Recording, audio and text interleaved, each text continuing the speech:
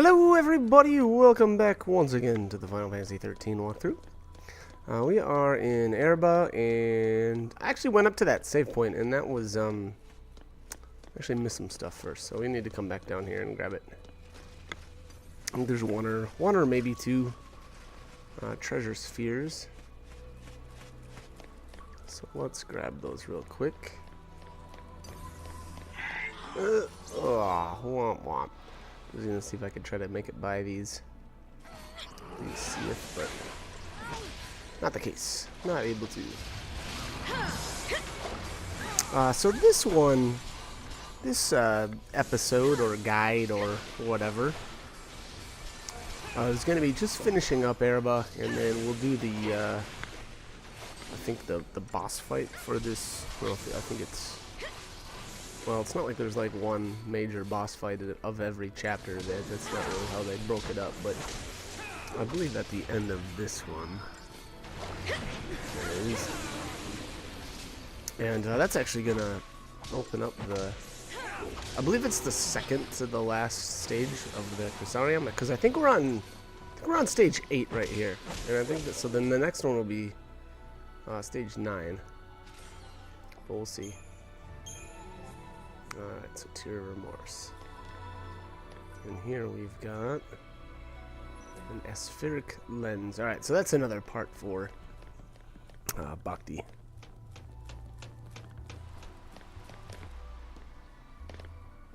And alright, so we've got an inactive Seath Stone here. I don't remember what the requirement for unlocking that one is, but we'll come back later. Alright, so those are the Pleiades High Powers, and that is a weapon for Sazh. Now let's see what this one actually does. Paper Tiger. Alright, so this one's going to nerf his HP pretty bad, but those are actually extremely powerful, so that is once you upgrade them. Obviously whatever he's equipped with right now is fairly upgraded, so it's not something that's going to be a real benefit at this point in time, but again, those have really good. It's actually a really good balance of stats, and then kind of to offset the stat bonus, then his health is nerfed down pretty bad. Now that's okay though. There's certain fights where I would actually say for the majority of the fights in the game that's fine. So if you do want to upgrade those, go ahead, but to be honest, I like other weapons of his, to be completely honest. But those ones are good for, like your normal trash battles, I guess I'd call them. Or anything that's not going to be too difficult. Whereas, an enemy that's going to hit for more or maybe hits more often, those may not be the best weapons. So they're great for short bursts of combat, I suppose you could say. But your longer, drawn-out battles where you may be taking more damage, those aren't. They're probably not going to be as useful. But this area here, excuse me, we've got. All right, so what is this? A bunch of Taxxon. These aren't anything to worry too much about. Obviously, they stagger very quickly, and don't have anywhere near the HP of the vampire. Vampire Seath, that is. Yeah, I think that one of these have like a 125% stagger point. You'll see yeah, 125. Yeah, so that's they stagger obviously extremely quickly.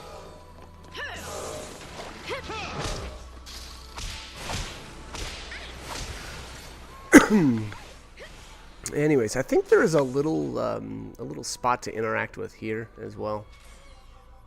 In this room, there's all kinds of little fun points like that all over the place. I don't know if I'm running right by it, so I guess we're not going to look at that now. Those aren't that important. They just give you a little atmosphere, I suppose, for this area. Here's one of them. This cargo containers. Years of rust have tightly cemented doors of these shipping containers. Blah blah blah blah blah. Okay. So that's what I'm talking about. They just add in kind of like little stuff where it's kind of like, oh yeah, that's cool, but it doesn't really do much for you. All right, Flamebane Brooch. And then I think this is the last part for Bhakti. Now, if you want to, yeah, this is the metal plate. So if you want, you can run all the way back and repair Bhakti. I'm not going to. Again, you know, this isn't the last time that we'll be here for sure. And I actually waited until, actually, I still haven't, excuse me, received all of the rewards yet for all of those. But anyways, all right, so let's continue on here. I know there's going to be at least one more treasure sphere before we get to the big boss battle. And there's a bunch of Seath on the way. So we just have to have a couple of, you know, random fights here and there.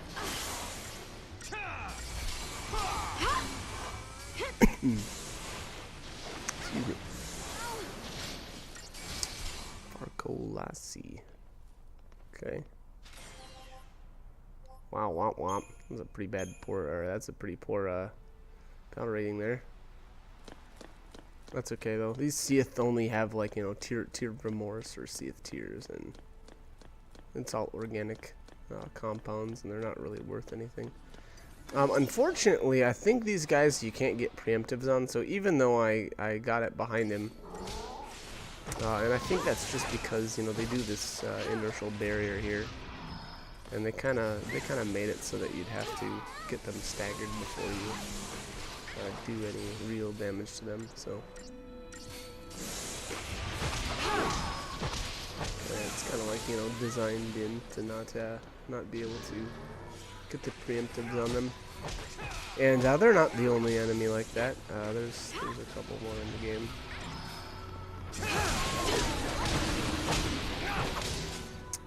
But boy, once they do get staggered, they don't last very long. So there's always that. So that's a good thing. All right, so what do we have here? Another treasure sphere, and we get a taming pole. I think that one's kind of nice, if I remember right. Let's see here. Taming pole. Oh, stagger lock. No, that's not the one I was thinking of. Oh, I'm sorry. So that one will have really good stat growth, though. That'll be just like a, you know, that's another one that's, you know, basically all of the stagger lock weapons have really good growth, both physical and magic. But you know, the drawback is that character can't actually be the one that staggers the enemy. But you know, again, that's not that big of a deal. The only time that would be a real issue is if you've got all three people as your, you know, with those weapons. You know, and then you're just not going to be able to stagger anything, period. There's some points in the game where that's not necessarily the worst thing ever, but, you know, just keep that in mind. And then, you know, I don't know, it's, especially for somebody like Fang, who's usually operating as like a commando, that's really not that big of an issue either. You know, typically it's going to be somebody else that's going to end up actually staggering the enemy. So, I mean, to be honest, that's not a bad weapon, especially not for her. Or, you know, maybe even anybody that operates often as a commando. But, alright, so we've got another treasure sphere here. And I'm going to save the game, and then we'll take on the boss. Alright. Let's head here.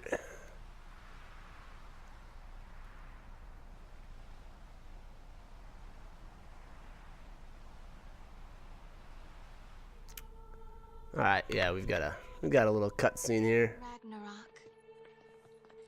Come, day of wrath, O pulseless sea.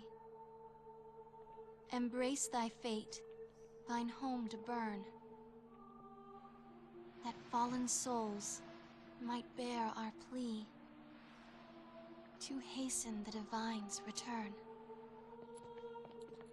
O piteous wanderer, Ragnarok, make of this day a brave epoch. Deliver the divine, Ragnarok. Sarah, How did you...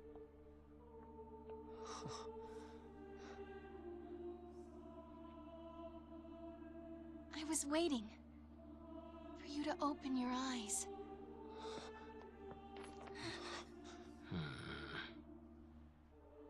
All the time I was asleep, I knew what was happening. I kept trying to think of a way to save Cocoon. Together. Sarah?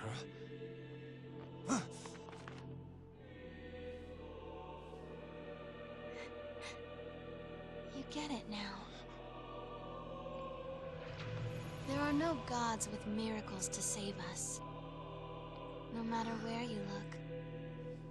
That's why we have to call one. Destroy Orphan. We'll save the world. Stop it!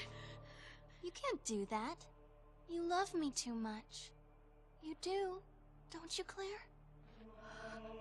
Enough already. Listen up. We are all shooting for the same goal here. And the result of that is this. You son of a...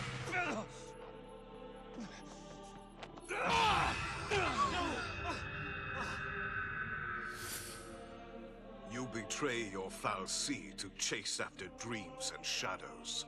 The world you claim to wish to protect now faces the end of days, with no hope of salvation. I didn't think fal'Cie had the means. Oh, it won't be fal'Cie who destroy her. For centuries now, Cocoon has provided generously for its human inhabitants every want and need. Coddled them, one might even say.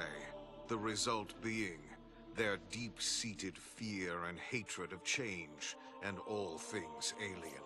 Fed, nurtured, and ready to detonate at the slightest spark. The seeds of destruction take root, even now. What did you do to Cocoon? I resigned, appointing Reigns as Primarch in my stead. Reigns? He's alive? The puppet is restrung to serve my needs, yes.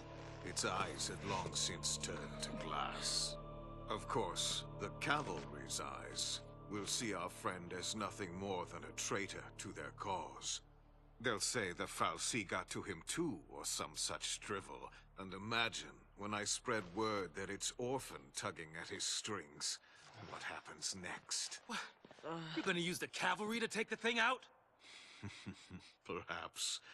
Or perhaps I'll feign the howling of Pulsian wolves and let the fear-addled sheep slaughter themselves first. Either way, the end is at hand.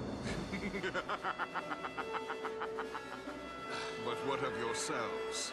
Will you enjoy the festivities beside me? Or perhaps... Reach the end here, in the land where it all began. All those lives. Okay, so shit just got weird. Oh man, I don't know if you're as lost as I am, but I probably because I haven't been watching all of these cutscenes back to back again, but it always feels like somewhere around this point in the game I'm like, wait, what's going on? So yeah, I don't know. I'm gonna leave it at that and just pretend all that. We'll just pretend I know what's going on as far as the storyline goes, because that makes me feel better about myself. All right. Anyways, Bartandalus is not that difficult if I remember. We'll see if I one-shot him or not. We'll be interested to see here, or if I screw it up somehow. You know, generally, as with any boss fight, buff yourself up and debuff him. Now, unfortunately here, Vanille and Snow have both got, let's see here, Snow's got, what is this on him? Is that Pain? I think that's Pain. Pain is the one that stops physicals, which is really shitty because, excuse my French, but, Obviously, the problem with that is then he can't do anything, or he can't use his attack command as commando, and that's pretty important. And then Vanille having, oh gosh, and I forget the magic version of that. It's basically pain, but for magic. It basically stops them from casting any magic skills. That's another pretty big issue. Now, the good thing was here I had the combat clinic set up. And Combat Clinic obviously has Lightning as medic as well as Vanille, and then Snow is the sentry. So the good thing about doing that then is Lightning was able to use Asuna on both Snow and Vanille. And you know, kind of get them back into it now. It's looking like we're doing real good here on the damage and the stagger meter. Now, I kind of wish I would have had like aggression set up here though. Just because, you know, we've really got the chain gauge high, well, had the chain gauge high, and that's the crappy thing about him is he randomly resets the chain gauge on you, and then here obviously he just debuffed me too. So getting back into like the either rapid growth or you know, something else where everybody's kind of getting buffs back on would help. And I don't know if I actually did that. I bet I didn't. I would, if I remember right, I just tried kind of Follow my lead. I don't know. It's a good way to just tried pummeling him down, I guess. I don't know, for lack of a better term. Vanille is unfortunately dazed and cursed, so that we went back into Combat Clinic just for a little bit there to try to get her knocked out of that. And now I've got him, yeah, so we've got him.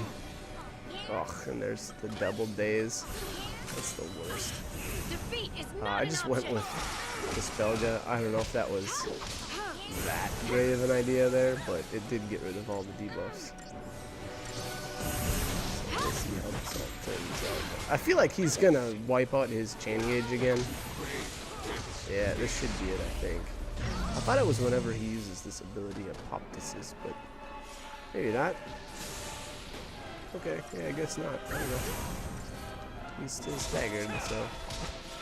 And you can see here, I really only did about 25% damage during that stagger, which is not good at all. And then Thanatosian Smile there, that's the one where he obviously he's just going to do a bunch of damage to everybody. But the problem here is obviously now that I don't have buffs, you know, I'm not doing the, I don't have the damage output that I did before, and then on top of that, I didn't have him debuffed, which, you know, is just kind of compounding the problem. So, you know, during that, basically right after I staggered him for that first time, and after he wiped out his stagger meter, that's when I should have just buffed up. I should have just stopped all the damage, you know, buffed back up. And then went to a debuffing Smart Bomb is a really good one, and then kind of finished him off. And I think I could have done this with, you know, in 2 staggers instead of just I'm thinking this is gonna end up being 3. Gosh, maybe even more if I don't if I'm not able to pull this off. I guess we'll see. But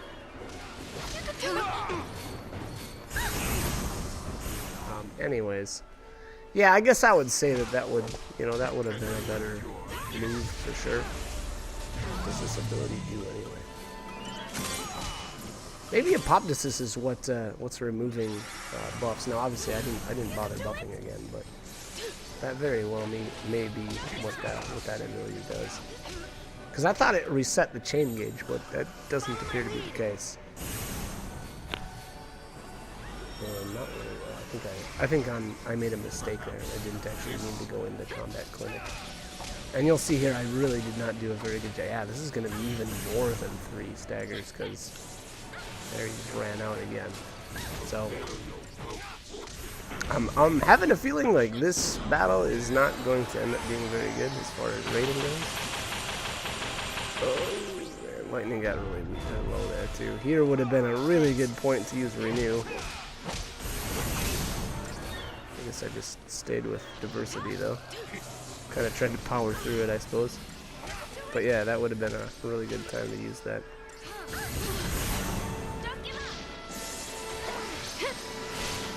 Now this team, you know, I have mentioned this before too. I'd say that this team isn't all that great for this either.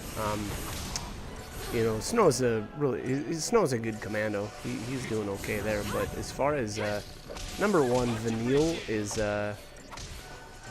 definitely a poor man's Hope at this point in the game. Hope's got the really good defensive buffs as well as just being a top-notch healer. And then on top of that, you know, combine that with just the fact that his magic stat's really good, and he makes a really good Ravager. So, I mean, to be honest, he would have been a better option to have than Vanille right now. And soon enough, and it may be right after this, it might be once the next part of the Crystarium unlocks. But I believe at stage 9, that's when he finally gets access to haste. So then he just becomes like the best buffer as far as I'm concerned. Now, I guess when I say that, I mean for most of the game. There are certain points though, or certain fights that other people are probably going to be better. Actually, that didn't end up being too bad. 7 minutes and the target time was 9, so that wasn't the worst.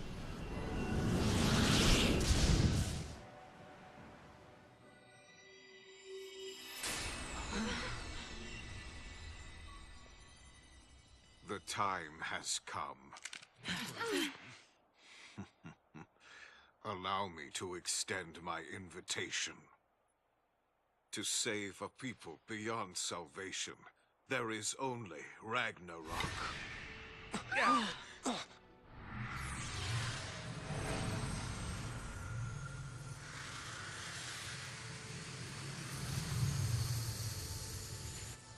Cocoon suffers.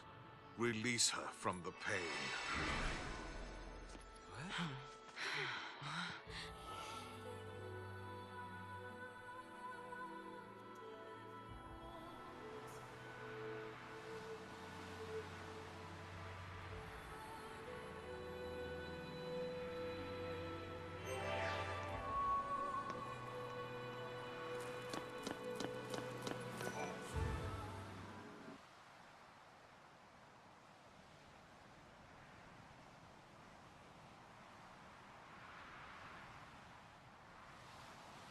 So, this is the end of the rainbow, huh?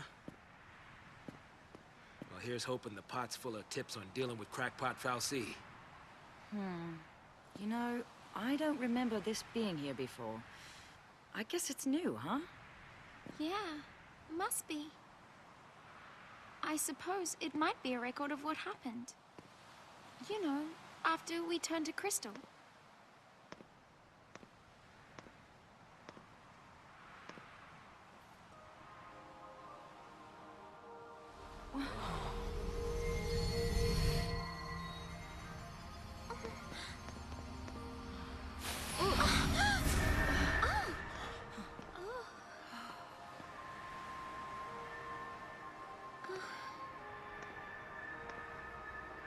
Cocoon, where the slayers of Lindsay dwell, is the enemy of all life fostered by Pulse's sacred hand.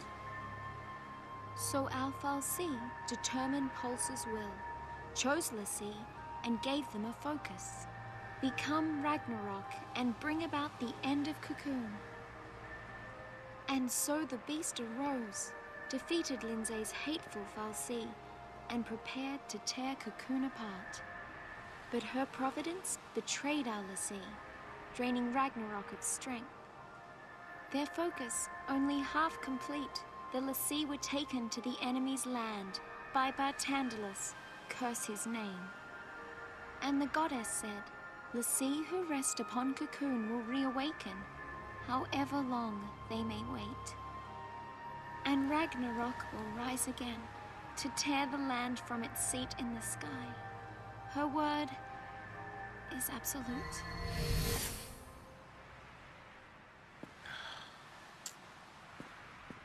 Guess the jig is up. Cocoon's done for, isn't it? Yeah, don't sweat it. If we go ahead and smash Cocoon, you know some make is sure to roll up and save the day. As long as Fal'Cie are around, this fight is never gonna end. So let's finish it. Let's get Daisley. So what do we do about Orphan? We help Orphan. What else can we do?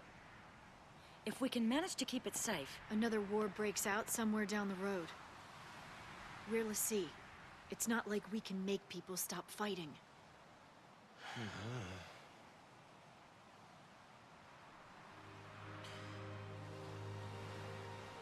Lightning, you told me on Cocoon. It's not a question of can or can't. We just do it.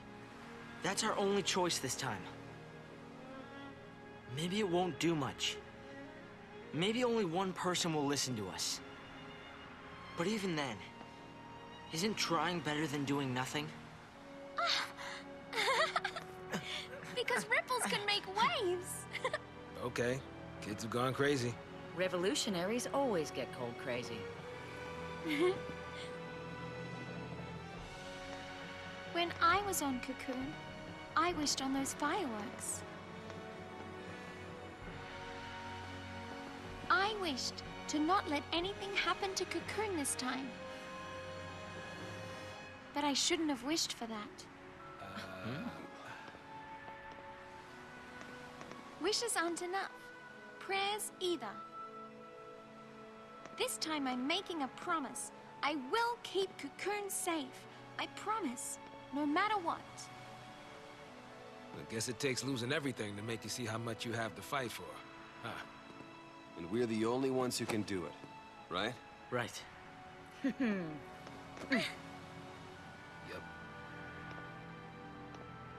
All right then. Let's tie up loose ends. Okay. Right. All right. Yeah.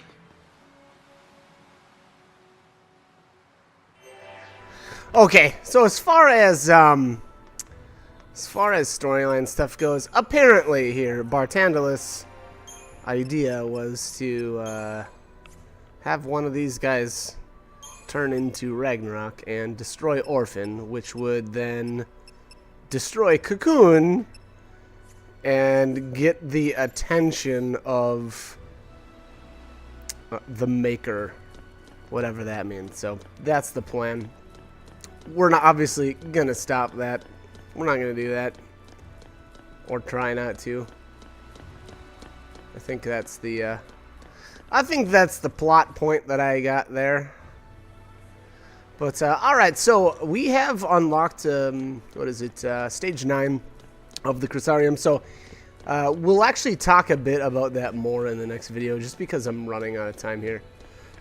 Excuse me. But just know that at this point, Hope's he's gonna get access to haste, which is awesome in under the Synergist path.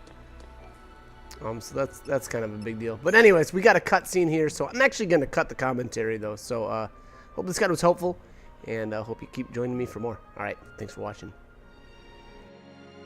Even if we were chasing shadows, our minds were made up. We'd realized along the way that choice was the only thing we had left. Maybe we'd fall short. Maybe we'd never even come close.